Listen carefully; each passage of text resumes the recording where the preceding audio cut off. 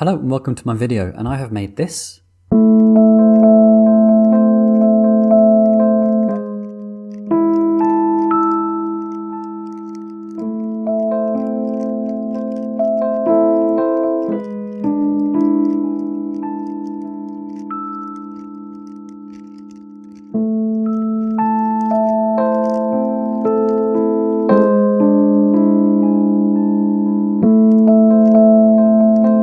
And as you know, I like to do fabric things, and I've always used Marvelous, and for this actual project I did use Marvelous.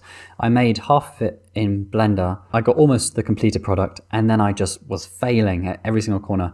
Blender is not just made for fabric simulations, it could do everything else, whereas Marvelous is just made for fabric simulations, so of course Marvelous Designer will do a much better job.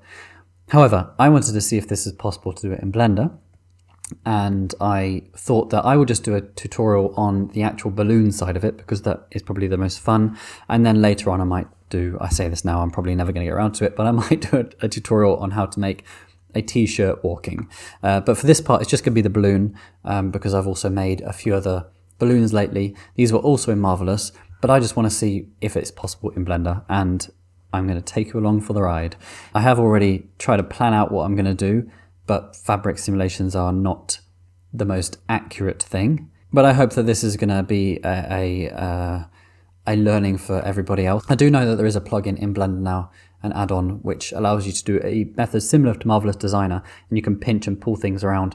But I wanted to see what is possible with the vanilla Blender, with the new Blender settings and things, so I'm just using that for now. Okay, so the first thing I did was create the star shape, and I originally had just a normal star.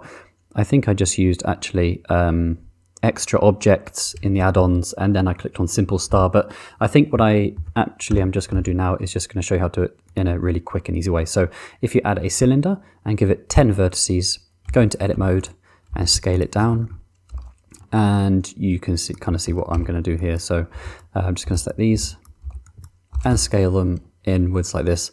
And this was kind of the shape which I found worked the best, because if these were too narrow, like a normal star, like this, then by the time you inflate it, they're already going to be too thin. So this shape worked quite well. The next thing I'm going to do is just delete these vertices. Then I'm going to press A to select everything, and then I'm going to press E and then 0, S and 0, and then merge by distance. Then I'm just going to select this face on the bottom and X and delete the face. And then actually I think I actually want to make these quads, so let's just delete these edges, X and then edges, because if you do dissolve it actually doesn't work. So let's just do this one and select everything and press F. Now we have these faces. Then what I did was actually subdivide it with the right mouse button and do that a couple of times. How many times? Maybe once more. Okay, now we have this. The next thing I did was actually duplicate this, bring it down, and then rotate Rx 180. Okay, Ry 180.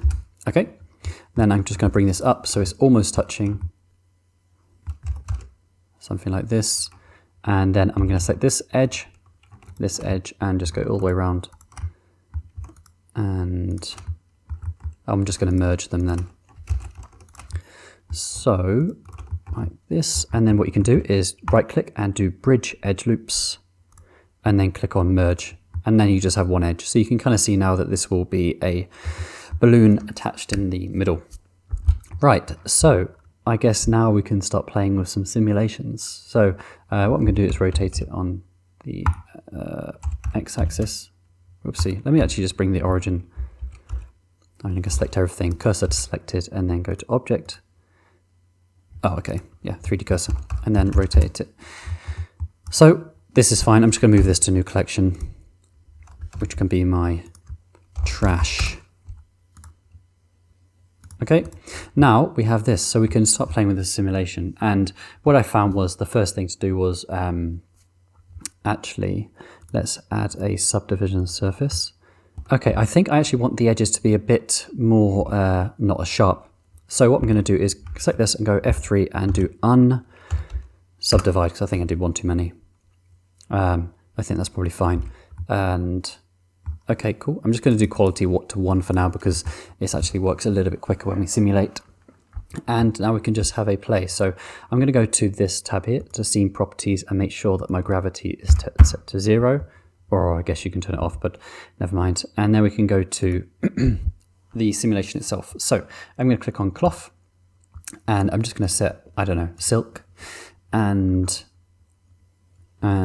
then I'm going to give it some pressure. So for now, I think I'm just going to do 2 and we'll just see what happens. So if I press a spacebar, hopefully it will inflate, and it does. And then once it's about like this shape here, I think that is something that we can then work with. I'm just going to shade smooth because I want it to be a little bit inflated before we do anything else. So now we have that. Actually, let me give this a little bit more. Let's just go back to the beginning, just so it's a little bit tighter. Okay, and now what I'm going to do is apply both, and then I'm going to add another subdivision and then another cloth. Because now we have the actual shape of the balloon. Now it's time is to add some wrinkles to try to make it look a bit more like the balloon in my image before. Okay, and add a cloth, and then I'm gonna set the quality to 10, and you might have to set it a bit lower. It depends on the specs of your computer. This could take some time. And then I'm going to add pressure again. I'm just going to set this to 1 because I want it to be quite loose. I don't want it to be too tight. And then, okay, then that I think is fine. Right, what I want to do now is I'm going to actually select all these edges here. So I'm going to select these around the edge with the Alt and then click. Nice.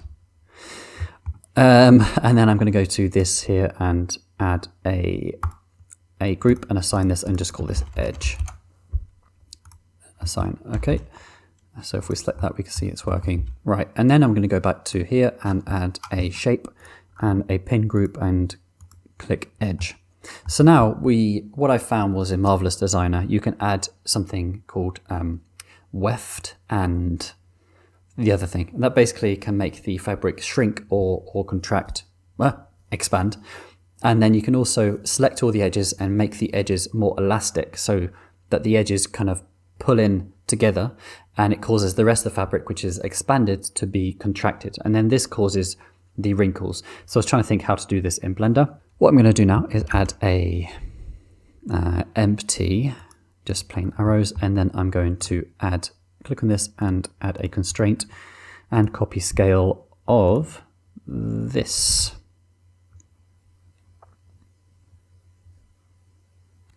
Okay, so now that we have this constraint set up over here, if we were to press play and we click on just this piece here and start scaling it in, you can see that it's instantly creating some wrinkles. Just going to do this ever so slightly. You can see that the edges are getting shrunk completely, and then because these faces don't really have anywhere else to go, then they're just expanding outwards. But you can see how it's making some wrinkles.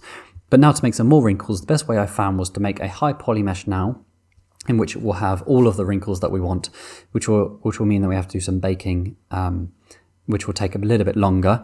But then once we have that mesh, we can create a lower poly mesh, and then we can bake the normal map onto the lower poly mesh. And then that allows us to have a faster simulation a little bit later. So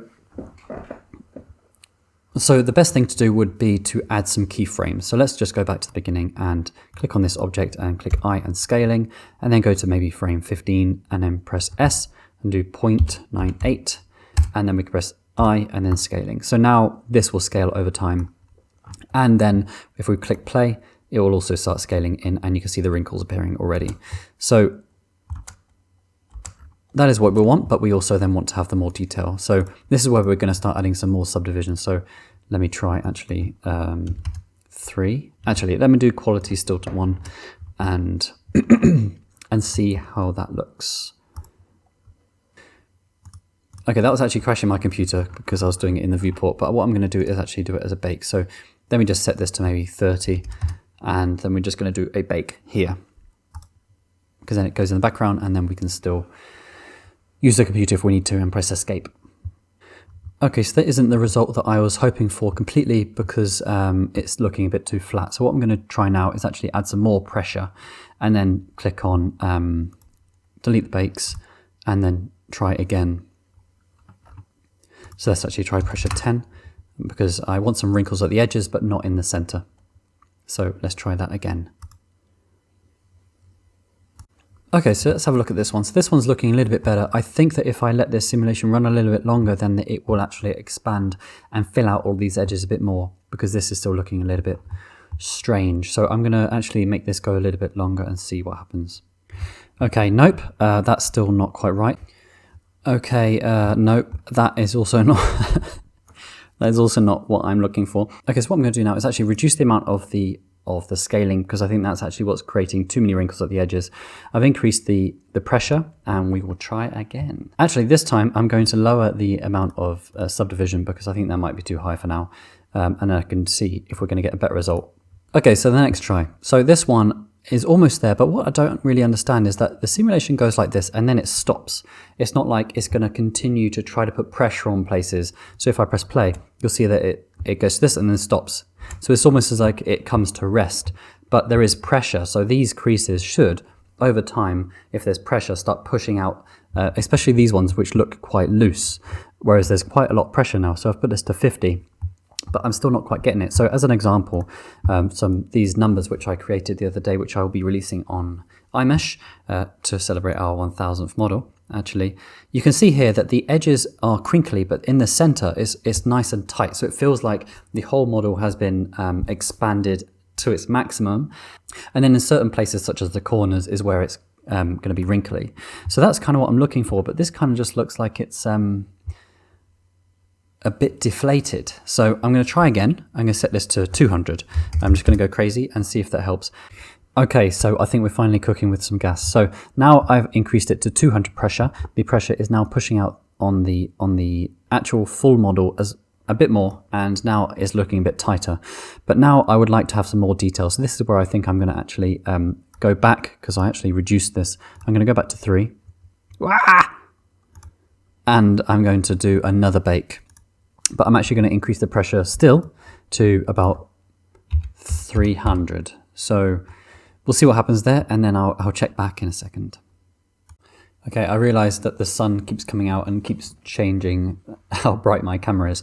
Anyway, I think that we now have a result. So let's see how this looks.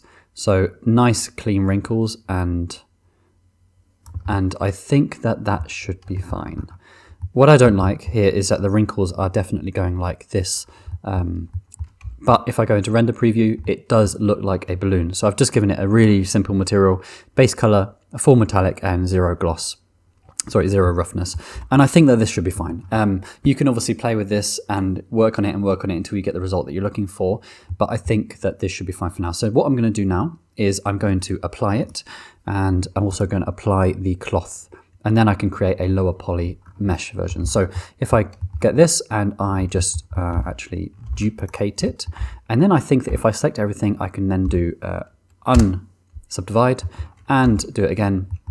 Now we have a low poly mesh. So now let's create the bake. And it's actually far more simple. I used to be scared of baking the normal maps because I thought it was way too hard, but it's actually super easy. So let's actually just solo this one and make an unwrap. So let's grab this seam here and right click and mark seam. Oopsie, mark sharp, and then and then unwrap. Then if we go to the UV editor, it should have some nice shapes. Actually, if I actually pack, where's pack? There it is. Okay, so they're as big as they can go. Surely not.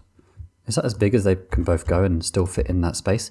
Anyway, that's fine. So what I'm going to do now is go over to the material, file, shade editor, sorry, this one here, and go to here, and then let's create a new image texture, and we're going to go click on new and set this to 4096 and set this to balloon normal bake thing.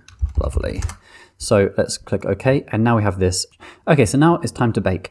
If you are set to CPU, you should have the bake settings. If you are set to GPU, then the bake settings will not be there if you are in optics.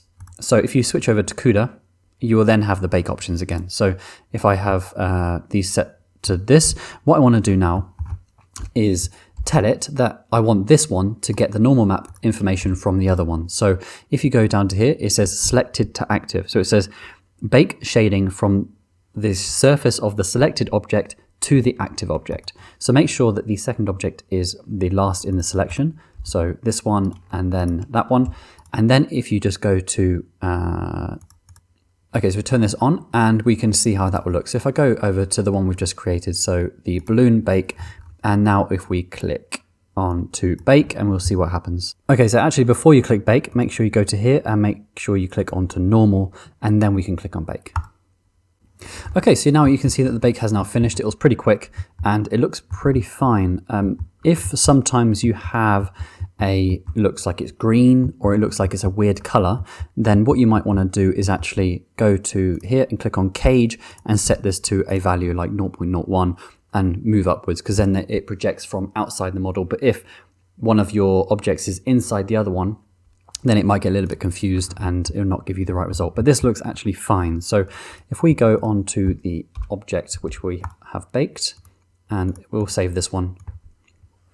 Okay, so we have now saved this, and then if we go back to the shader editor, and we can just set this to non-color data and go to add a normal map node and plug this in here. And actually before I do that, let's see how this looks. So this is without normal map, and then if I plug this in here, this is with a normal map.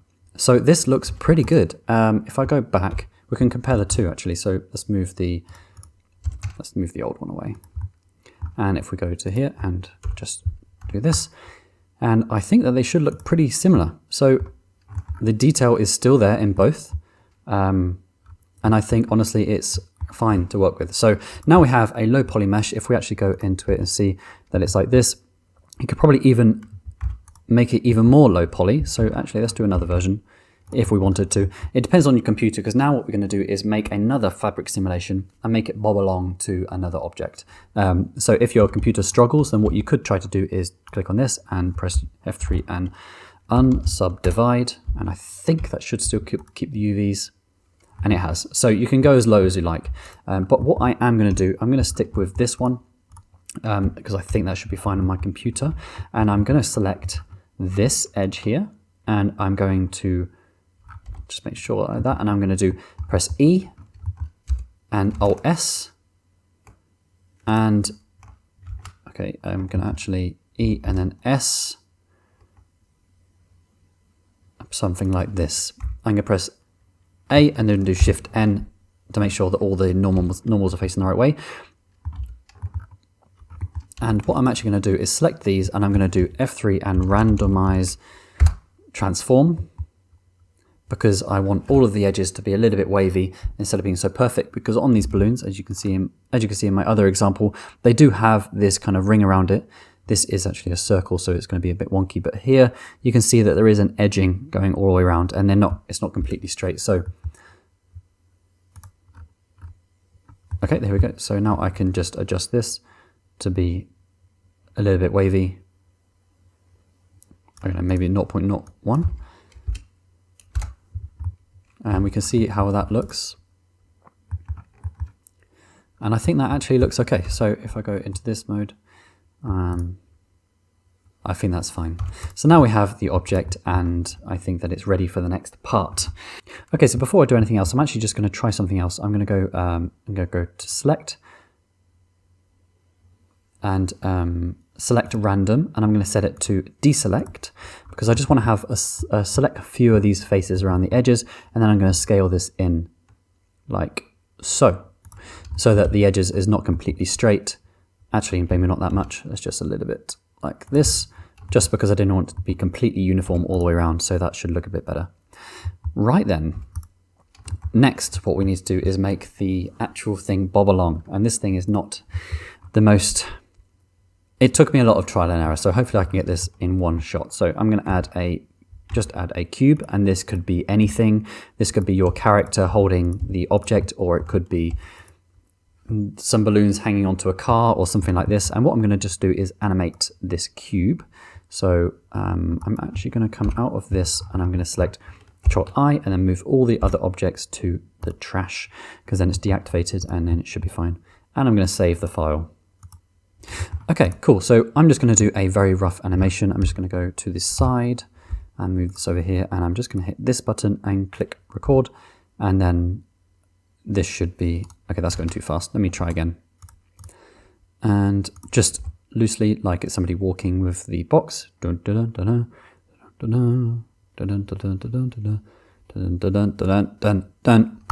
Nice. Okay, so let's see how this looks. Very square. Oh, I actually need to make sure that I have how are these set up? Oh, it is with curves. Okay, never mind. That should be fine for our purposes. Okay, so next thing I need to do is actually create a string. So I'm going to click on this one vertex, and then I'm just going to go to the front view and press EZ and go down like this. EZ. DJ EZ is a pretty cool DJ, by the way, if you want to check out somebody. And then I'm just going to make a little end. And then this is what will be attaching to the box itself. So actually, let's go to the first frame. My balloon is shrinking. Oh, because it still has the constraint. So I'm actually going to remove the constraint, and then we could just scale it back down and make sure you apply the scale. So let's bring this over next to the box now. Okay, so now the object is next to where we want it to be. What we want to do is select the last edge and go and make a new group, which I've just done, and call it bottom string, and then assign it. So if we select this one, you can see that this one is being selected. Right, now we have that one selected. If we go here and we can add a modifier, and we click on hook, and then we click on this and click on the cube because we want to hook it onto the cube, and then we want to then select the vertex group to be bottom string. So now if we click play, you can see that this piece is now connected to the object, and the object is not moving, the balloon, sorry. So what we need to do is actually add a fabric simulation. So if we click on cloth, and we can go over to pin group and click on bottom string, and we can click play, and we can see what happens. So you can see now that it is connected, and the object is going to be falling because there is also no gravity, and it's going inside itself. So these are the things we need to fix, but you can see something is starting to happen. Okay, so I've been playing around, and these are the settings which I've come up with. So I've given, these are the settings here, and I've had internal springs, and what I've done is that I've created some internal springs for the top half. So I've gone on into here and added a couple of extra vertex groups. So we have main balloon here, which is the main balloon, including the edging. And this is what will have the internal springs. And then I've also added another one, which is the edging minus, sorry, the main balloon minus the edging. And what that does is that I have used that one in the pressure. So I've given that one minus the edge as the pressure, because if this edge had pressure, because it's an open edge, if I show you here, so this edge is red, that would be forcing the pressure in one direction, and that will move the object away, which is not what we want. We only want the pressure to be inside the actual object itself. So if I turn that one off, and then I've added pressure to about 250, and then I've added some internal springs to these settings here, and I've given it the main balloon. So this whole top half will have the internal springs, and then the next thing I need to do is also add some gravity. Now, gravity is normally minus 9.8, but we want the balloon to go upwards, so we want to give 9.8, so the complete opposite. Okay, so now what I have also done is given the mass of the object this, so then it acts a bit more like a balloon. Actually, I'm probably going to pump this up to about maybe 0.007, and I have realized that there is a bit of a mistake here that I've made, so I'm going to select this, and I'm going to press E, and then X, and I'm just going to make this have an actual dimension to it. So let's click this, and I'm just going to merge these two, merge at last. Right, so we have that actual shape there to the actual string. So I'm going to press play now, and we should be able to see that it's going to be acting like a balloon, and I'll be back in a second once we have the finished animation. Okay, so this is the finished product, and I'm pretty happy with it. I think you can obviously spend more time and fine tune it how you like. One thing that there is a bit of a mistake is that this box acts like a bit of a robotic jittery thing, but the balloon is acting just as it should. So the balloon is going down, and it's got a little bit of tension to it where it would do, but the overall it's trying to hold its shape, and yeah, it's just quite a funny little animation. So that's basically how I did the thing at the beginning of the animation, where I had this balloon follow the object. This part of it isn't actually that complex, the very end, where we wanted to just add a fabric simulation, make it go upwards, and then it's fine. You can obviously make a much more simple balloon, but I thought that it might be also fun to actually watch how to make a bit more of a wrinkly, more interesting balloon, because they've literally been my life for the last few days where I've been trying to figure out how it all works. This was actually Marvelous Designer, but I'm glad that I was actually able to make it in Blender. So if I actually pause it at a part and we can try to see if it still looks like a balloon. It does. So thank you for watching. This one was a little bit of a hit and miss. I wasn't sure if it was actually going to be possible, but I'm actually happy with the result, and I hope that you have learned something too. If you want more non-arch-vis tutorials, then let me know. But you could put this into an arch-vis scene if you like. I think it could actually be quite funny if you have a client and they want to have, I don't know, a bicycle cycling past the house and you just want to have a balloon bobbing on behind. I think that could be a really nice touch. And now you can do more than just the basic balloon shape. You can also do any kind of shape. So yeah, thank you for watching, and I am looking forward to the next video. Oh, of course, if you like this video, then like and subscribe.